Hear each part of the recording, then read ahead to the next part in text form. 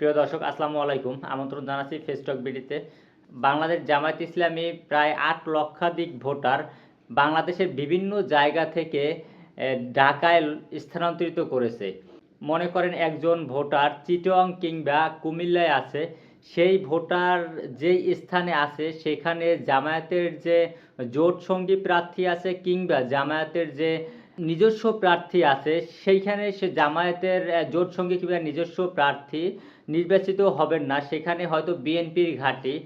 সে কারণেই সেখানের যে ভোটার আছে তাকে ঢাকায় স্থানান্তরিত করছে, অর্থাৎ তার যে ভোটার আইডি কার্ডটা রংপুরের ছিল কিংবা কুমিল্লার ছিল, সেখানে ভোটার আইডি কার্ডটা স্থানান্তরিত করে তাকে ঢাকার কোনো একটা আসনে আনা হয়েছে। যে কারণে বিএনপি নির্বাচন কমিশনের কাছে অভিযোগ করেছে, কিন্তু নির্বাচন কমিশন এখন পর্যন্ত ওই ধরনের কোনো পদক্ষেপ নেয়নি বা কোনো ধরনের গুরুত্বপূর্ণ কোনো আলোচনা কিংবা যৌক্তিক কোনো সমাধান করেনি। এখন কথা হচ্ছে, জামায়াত যদি এই কাজটা করে থাকে, সে কি আসলে কোনো ভুল করেছে কিনা? প্রশ্ন আপনার কাছে। আমার বিশ্বাস জামায়াত ভুল করেনি, কারণ এটা তাদের রাজনৈতিক একটা কৌশল। তারা চাইছে যে যেখানে তারা জয়ী হয়ে আসতে পারবে না, সেখানের ভোটারগুলোকে যেখানে জয়ী হওয়ার সম্ভাবনা রয়েছে সেখানে তারা নিয়েছে। যেখানে জয়ী হওয়ার সম্ভাবনা রয়েছে বলে তারা মনে করে, সেখানে তারা স্থানান্তরিত করেছে। এটা রাজনৈতিক একটা কৌশল। বাংলাদেশে এখন পর্যন্ত যে দলগুলো আছে তাদের থেকে জামায়াতের রাজনীতিটা একটু আলাদা। জামায়াত যে রাজনীতি করে সেটা আসলে অন্য রাজনৈতিক দলের সাথে মিলে না। এটা আসলে মাথার একটা খেলা। এখন কথা হচ্ছে, জামায়াত যে এই প্রার্থীগুলোকে জেতানোর জন্য ঢাকায় স্থানান্তরিত করেছে, এটা যদি আইনগতভাবে কোনো অবৈধতা থেকে থাকে বা আইনগত কোনো বাধা থেকে থাকে, সেক্ষেত্রে জামায়াত হয়তো ভুল করেছে, সেটা নির্বাচন কমিশনের খতিয়ে দেখা উচিত। এখানে আরেকটা কথা হচ্ছে, এই যে ৮ লক্ষ ভোটার বাংলাদেশের বিভিন্ন জায়গা থেকে ঢাকায় স্থানান্তরিত করা হয়েছে, সেখানে যখন স্থানান্তরিত করা হয় অথচ ঢাকায় তারা বসবাস করে না, তারা তো আসলে এটা বাসায় বসে বসে কাজ করেনি, এটা তো নির্বাচন কমিশনের মাধ্যমেই হয়েছে। এটা তো নির্বাচন কমিশন অফিসে গিয়েই আসলে আবেদনের মাধ্যমে হয়েছে। তখন কি নির্বাচন কমিশনে যারা কর্তব্যরত আছে তারা কি আসলে এটা দেখে অবাক হয়নি যে এতগুলো ভোটার, প্রায় ৮ লক্ষাধিক ভোটার স্থান কেন পরিবর্তন করবে? আমরা বিভিন্ন মিডিয়ায় দেখেছি প্রায় ১ বছর যাবৎ এই কাজটা জামায়াত ইসলামী করেছে, কিন্তু জামায়াত যে টেকনিক্যালি কাজটা করেছে তাতে বোঝা যাচ্ছে যে জামায়াতের ৩০০ আসন নিয়ে ভাবনা নেই। অনেক সময় আমরা বিভিন্ন খবরে বা সোশ্যাল মিডিয়ায় দেখতে পাই যে জামায়াত ১৭৬টা আসন নিয়ে ভাবতেছে, জামাত ২০০ আসন নিয়ে ভাবতেছে, কিংবা জামাত ১৬০টা আসন নিয়ে ভাবতেছে, যেই আসনগুলো হলে তারা ক্ষমতায় আসতে পারে, সরকার গঠন করতে পারে। এটাও কিন্তু জামায়াতের একটা নতুন টেকনিক। এটা কিন্তু আসলে অন্য অন্য যে দলগুলো আছে তারা এ সম্পর্কে একটুকু ভাবে না। তারা ভাবে ৩০০ আসন নিয়ে, সেখান থেকে জয়ী হয়ে যদি সরকার গঠন করতে পারে সেটা নিয়ে তাদের ভাবনা থাকে। কিন্তু জামায়াতের ভাবনাটা একদমই উল্টো। তারা ভাবে যেসব আসনে তারা জয়ী হতে পারবেই না সেসব আসন নিয়ে তারা কোনো চিন্তাই করে না।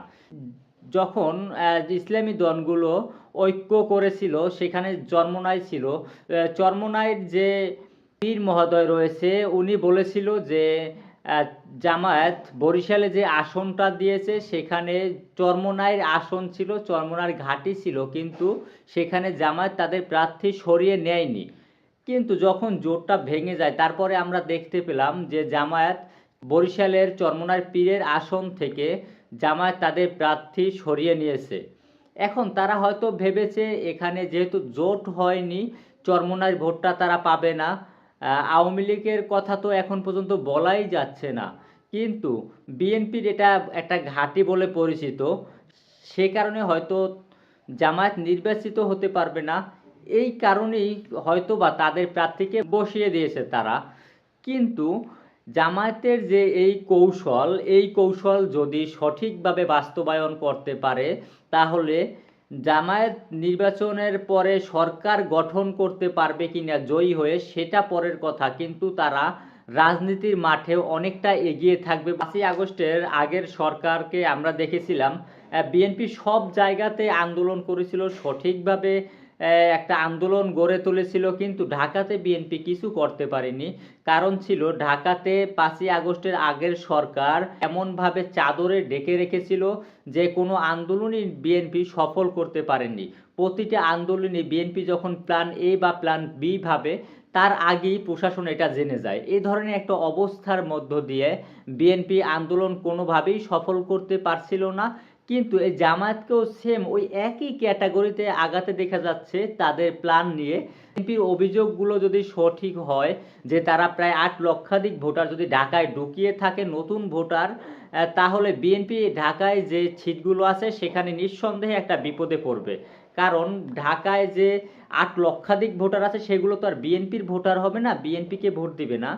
তারা ভোট দিবে হচ্ছে জামায়াতকে, অর্থাৎ জামায়াত একটা ভালো অবস্থানে থাকবে। ঢাকাকে যদি কন্ট্রোল করা যায়, ঢাকাকে যদি আয়ত্তে রাখা যায়, তাহলে যে কোনো সরকারই মহা বিপদে পড়তে পারে। এই কারণেও হয়তো বা জামায়াত ভাবতে পারে যে তারা নির্বাচনে জয়ী হয়ে সরকার গঠন করতে পারবে না, কিন্তু পরবর্তীতে যে সরকার থাকবে সেখানে যদি বিএনপি থাকে, বিএনপিকে আঁকড়ে চেপে ধরতে পারবে তারা। এই ধরনের হয়তো একটা প্ল্যান নিয়েও তারা এগিয়ে যেতে পারে ঢাকার দিকে। পরিশেষে বলতে হয় জামায়াতের যে রাজনীতি এটা আসলেই একটা ডিফারেন্ট রাজনীতি।